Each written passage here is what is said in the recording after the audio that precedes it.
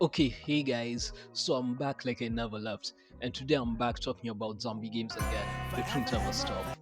So, first off, hello everyone, and welcome back to my channel. And if you are new here, welcome to my channel.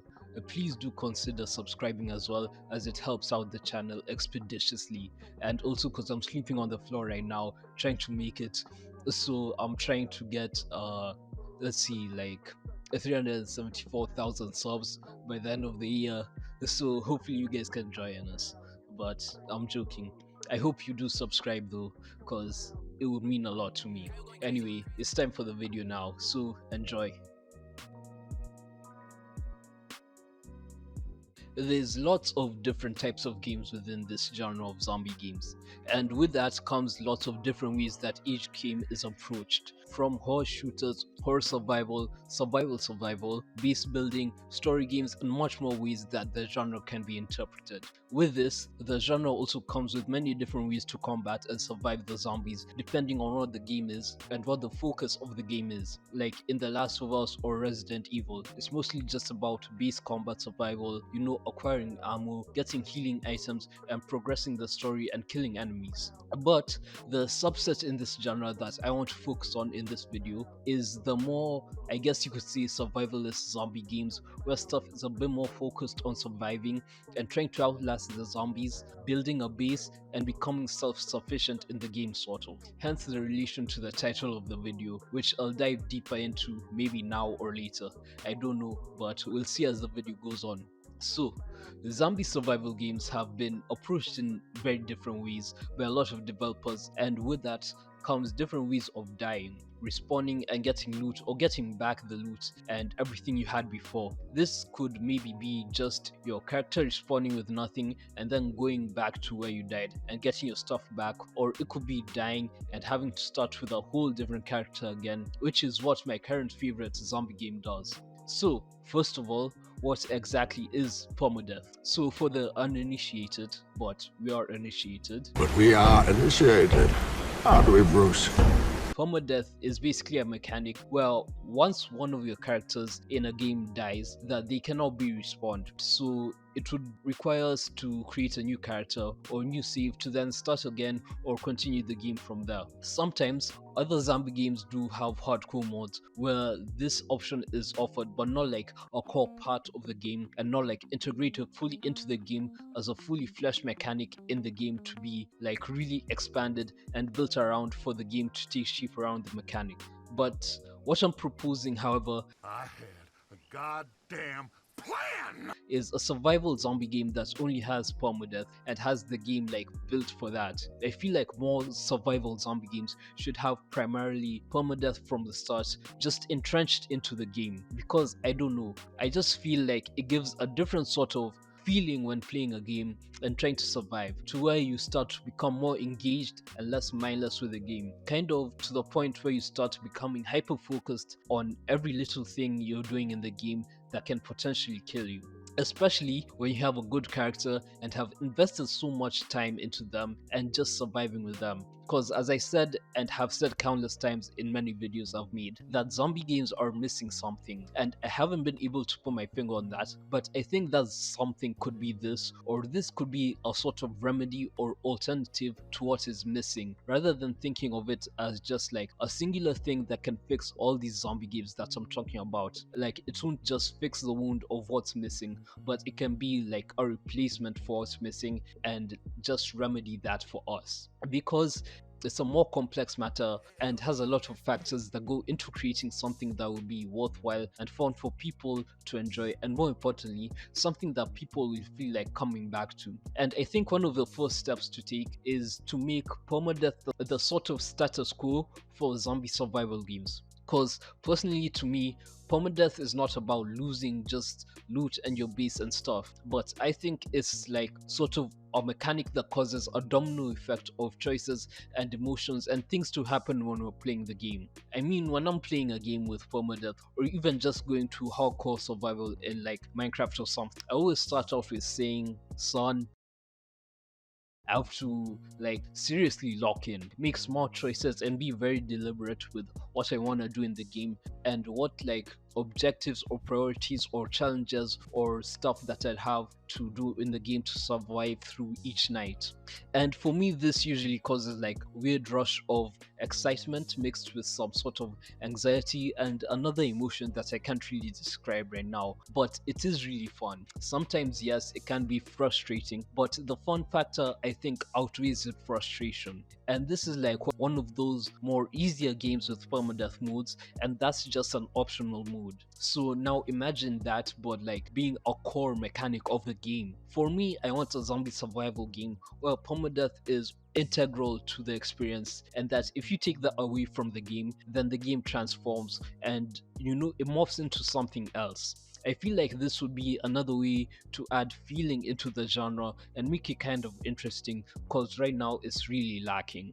I think permadeath makes you think more critically and allows you to plan and prepare for certain outcomes, which I think is why it can be so fun for many people. I know not a lot of people like it, but for me, it can be fun to just prepare like that, plan for it like that.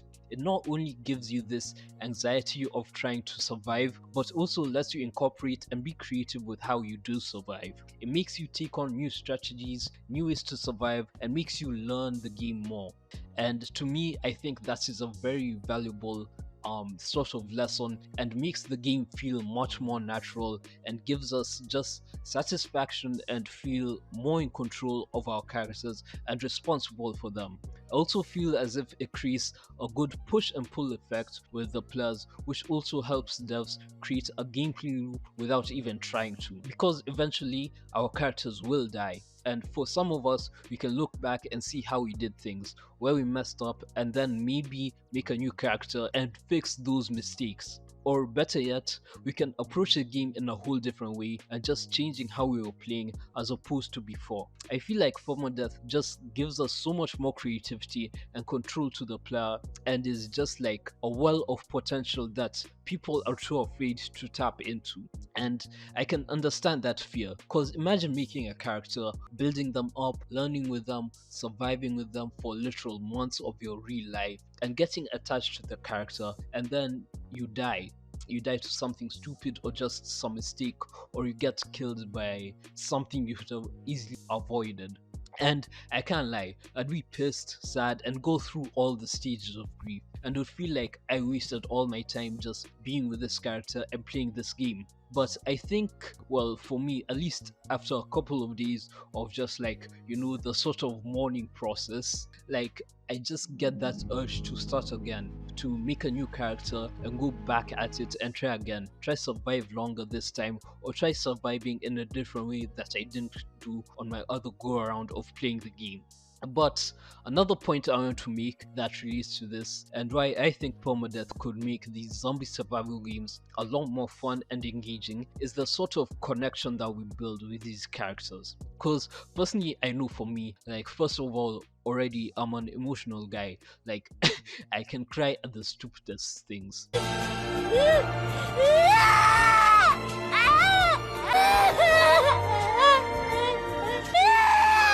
It starts out kind of slow. I wish I had like my save or my footage to show you guys, but I don't have it on this computer.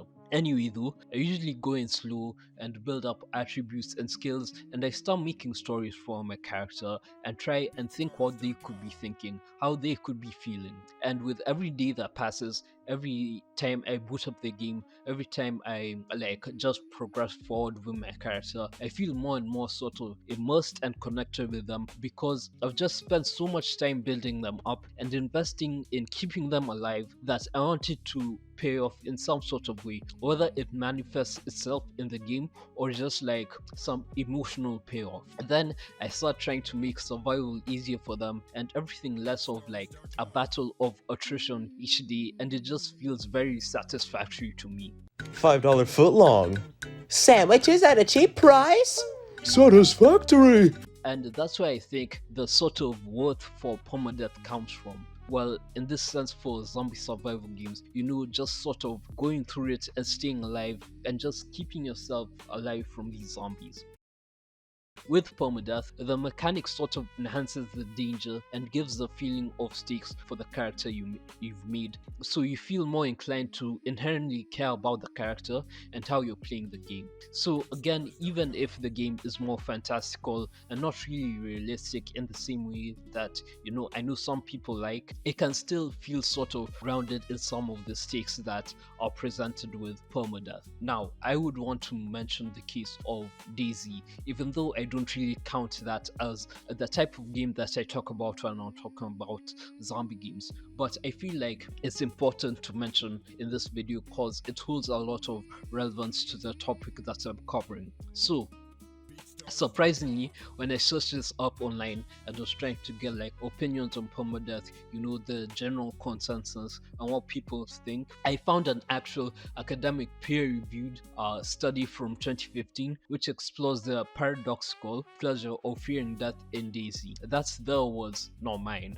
The study states that Daisy's negative experiences for the player are central to the design of the game, and while demoralizing and super frustrating for all the reasons I talked about when you invest so much into a character and die and lose them, that this is part of the fun for these players and seen by most Daisy players as a sort of feature that keeps bringing them back to the game and is sort of like a key appeal of why they keep playing the game. And hell, that's why the game has even lasted so long in my eyes. So, what I don't understand from this though is why there's no other, or rather, more sort of way more polished, scary, actual like zombie focused, zombie survival games that can match the same feeling that Daisy has been giving the players for 11 years. And in that same research though, they make sure to give a distinction of what they call good and bad deaths. Bad deaths being stuff like dying from glitches or players who are camping or trolling or cheating. Meanwhile, a good death could be something earned, such as a death from your own mistake or being underprepared for like a raid or horde or something like that. But I don't know, I don't play Daisy, so I can't really be like that accurate on it. But a good death would be easier to fuel someone's motivation to start a new save, as they wouldn't feel cheated out of the game and everything they did in the game to survive and get to the point that they were at. However, I feel that this permadeath could be really expanded on in single player, where majority of the bad deaths would be minimized, though the appeal of online permadeath offers different complexities, so I see how both of them could work in different ways. And we've seen this work in State of Decay also, and not just limiting it to the single character you're controlling, but also the other characters you meet and the ones that are in your community. When they die for good, and any quest or anything you had to do with them should go away with them also. The gear and loot and stuff is still there for you to go fetch if you're brave enough, if you can do it, but this just mixes like so many aspects of what I love about zombie shows and zombie medias and just the movies, where there's community and consequences for how you lead and choose to survive. It makes things feel much more meaningful and immersive in my opinion. And I feel like if State of Decay 3 can just expand on that and like truly refine that and all the other gameplay aspects, then it might be a very good zombie game in my eyes. But that's why I like Project Zomboid so much. And sorry, I bring it up like every video because it already has its unique gameplay and style down, and pairs that with permadeath, which